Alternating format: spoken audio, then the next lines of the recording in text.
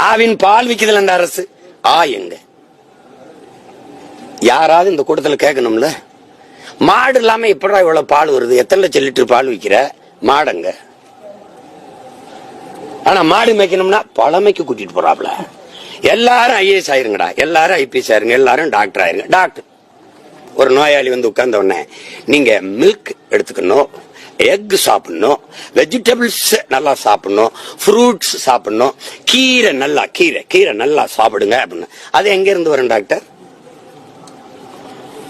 உங்க egg milk எல்லாம் எங்க இருந்து வரும்? அது எங்க ஆத்தால இப்ப மேச்சாத்தாயா வரும். இது ஒரு ஈன கூட்டம். உலகத்துல பில்கேட்ஸ் சாப்ட்வேர் இண்டஸ்ட்ரியின் பிதாமக 2,76,000 ஏக்கர்ல அமெரிக்கால விவசாயம் பாக்குறான்.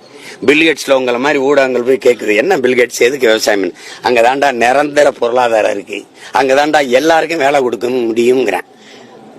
பில்கேட்ஸையே கேவலப்படுத்துறாங்க. நான் ஏமாத்துறேன். இவனெல்லாம் இங்க பாருங்க தம்பி, ஒண்ணு தெரிஞ்சுக்கிறீங்க தம்பி, நீ சந்திர மண்டலத்துக்கு சந்திராயனா அனுப்புற சயின்டிஸ்டுக்கு சாப்பாடை என் சம்சாரி தான் அனுப்பணும். நீ விண்கலத்தை விண்வெளியில ஏவு, விஞ்ஞானிக்கு சோறு என் விவசாயி தான் அனுப்பணும். இத மூளையில வச்சுக்கணும், புரியுதா?